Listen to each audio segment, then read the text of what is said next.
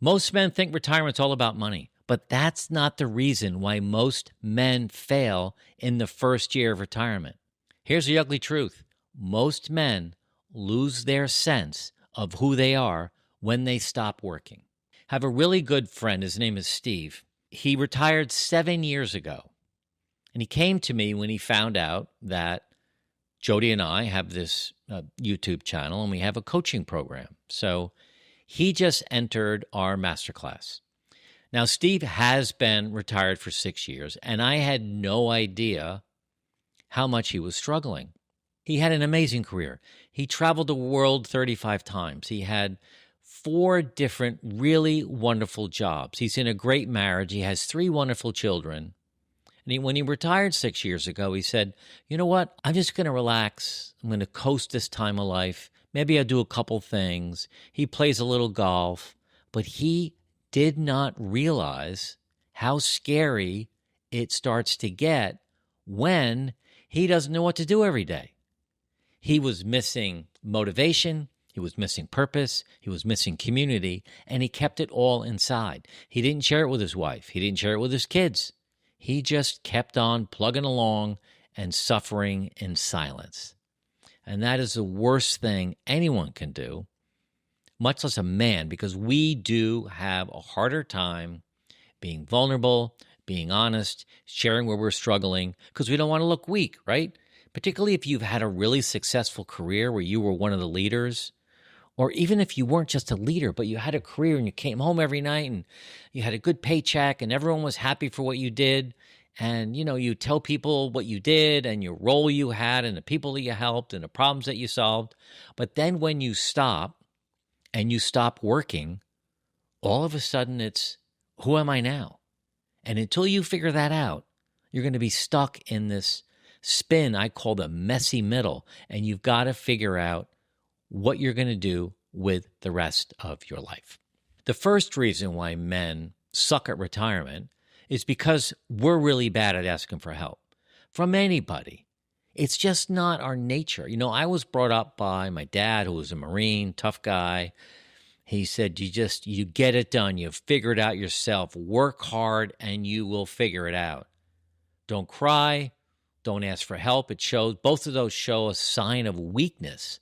It's not a sign of weakness, but that's how I was programmed. And I think men in general feel that way. We're supposed to be their provider. We're supposed to figure things out. We're supposed to take care of everybody else. But who takes care of us? So asking for help is something that you need to change. Now, maybe you're good at it. Maybe you learned differently than I did. But if you're watching this right now saying, yeah, that's me, I'm afraid to ask for help, find a way to do that. Find your closest friend, a relative, a buddy, whatever, and try being vulnerable. Open up and say, I need something to share with you. Even if you're married and you have a wife, say to her, can I talk to you about something? It's going to be really hard for me to do this, and I'm going to get vulnerable, and I'm not really good at it. So I need you just to listen. I don't want you to fix it. I might not even want you to respond. But I want to tell you an area of my life right now that I'm having trouble with, and I want you just to listen with really great loving kindness. Can we do that? If you set it up that way, I don't think you're going to fail.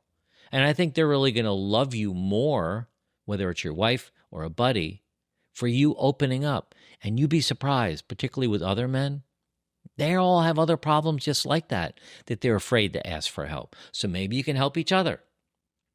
So that's one reason why men suck at retirement. Another reason is men tend to slide into a comfort zone of hanging out with the same group of guys. And that group of guys likes to go out at lunchtime every day and have a few drinks and maybe some unhealthy food. Weekends, all about watching football or basketball or baseball, whatever the season might be. But it's a comfort zone, and it's a relaxed comfort zone. And it doesn't take a lot of effort to find people that want to do that.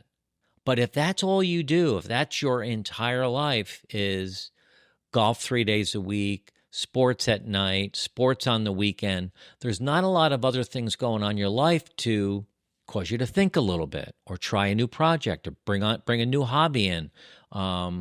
Try to build new relationships outside that group. I have a really good friend, John, who quit drinking in January.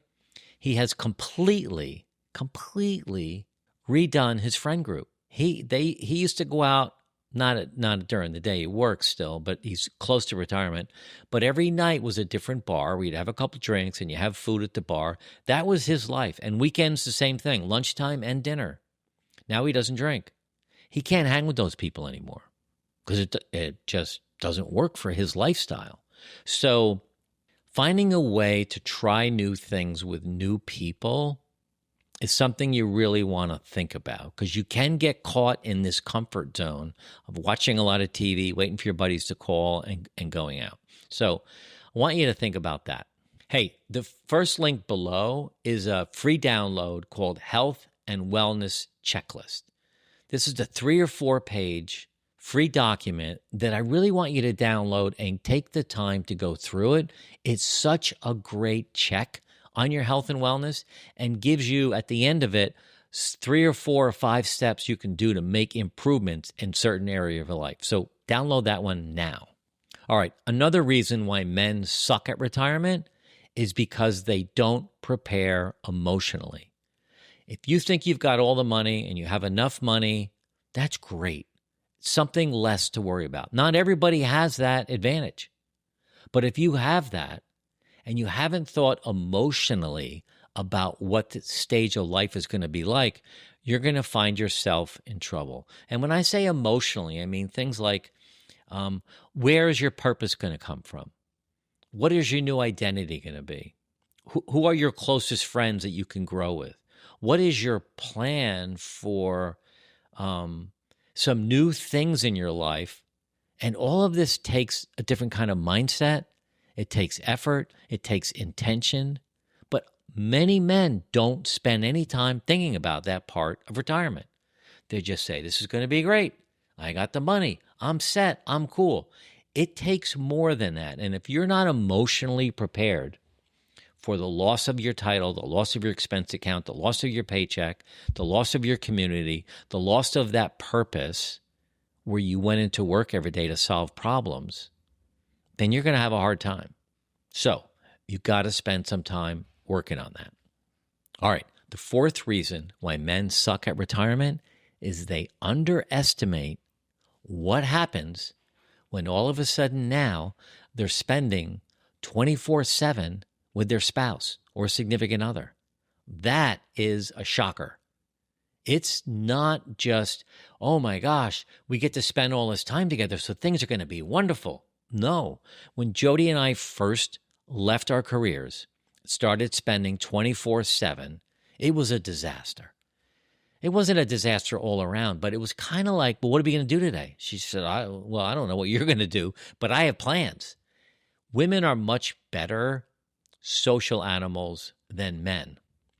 But men and women together need to have social interaction or we're going to suffer.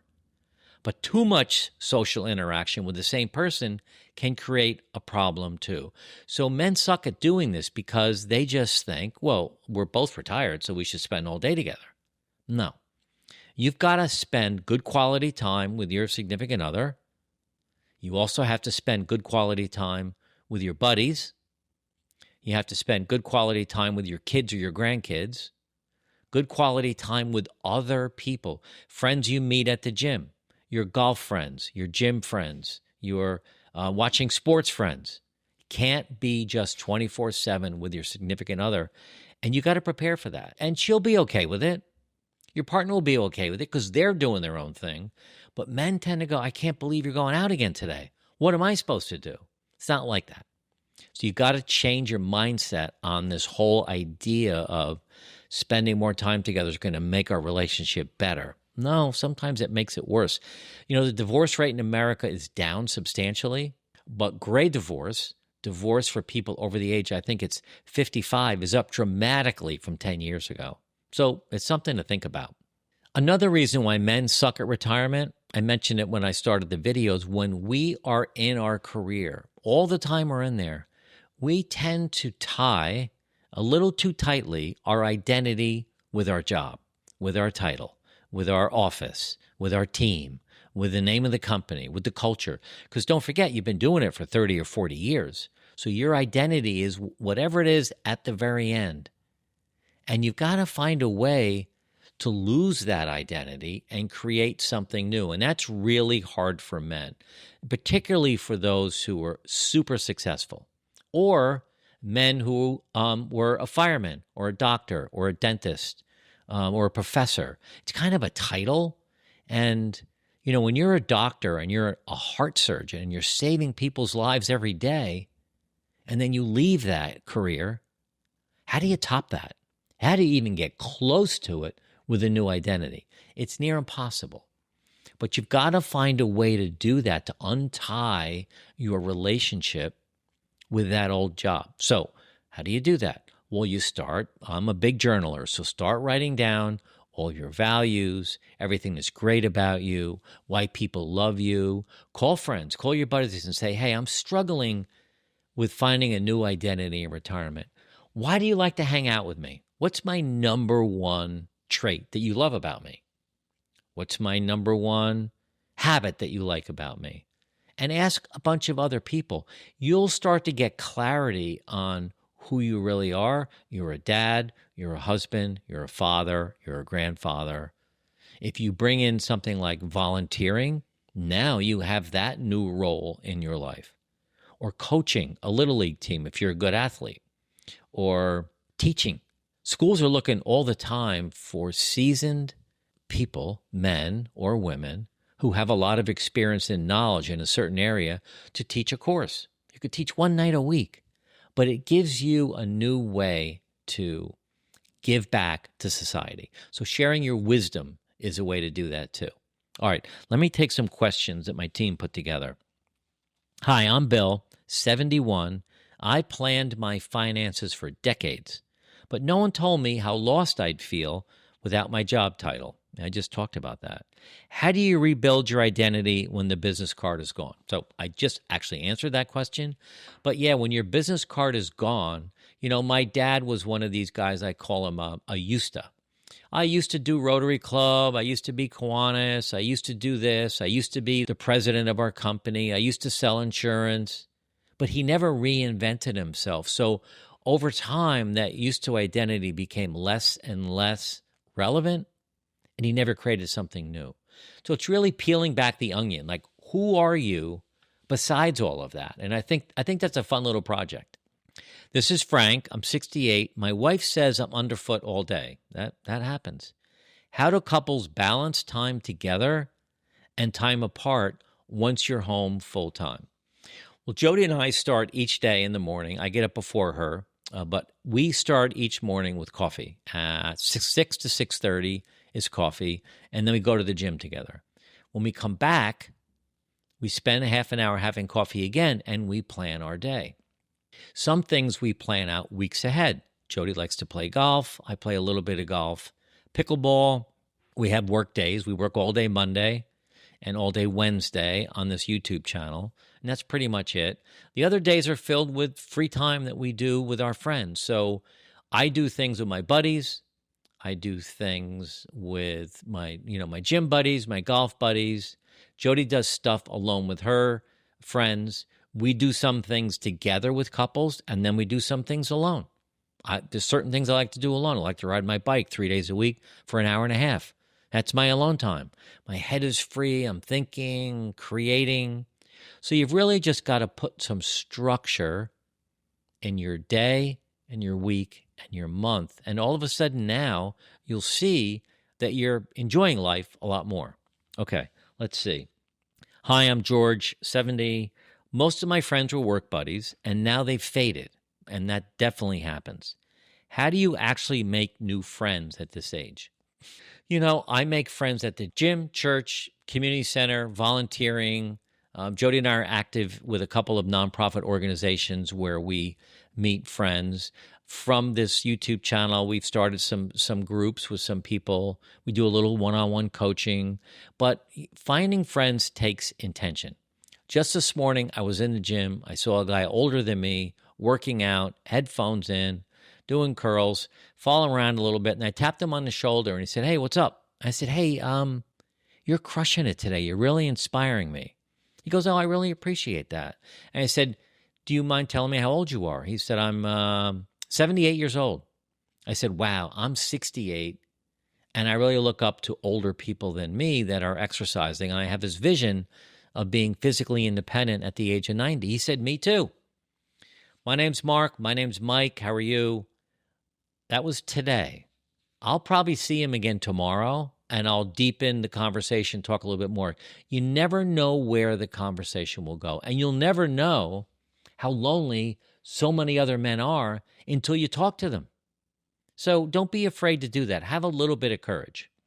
All right, this is Robert, 72. I always thought taking care of my health was optional until it wasn't.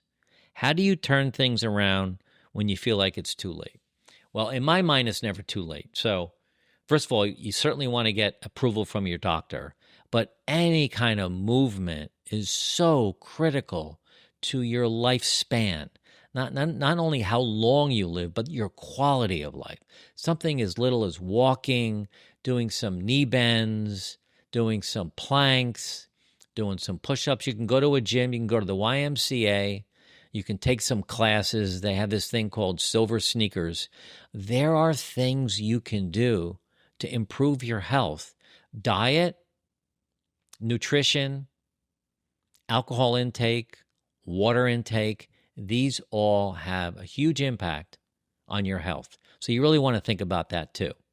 Hope you enjoyed this. Watch this video next. The number one lie retired men are told. This is a great follow-up video from this one to learn about all of these lies that we're told about this stage of life. So watch this next.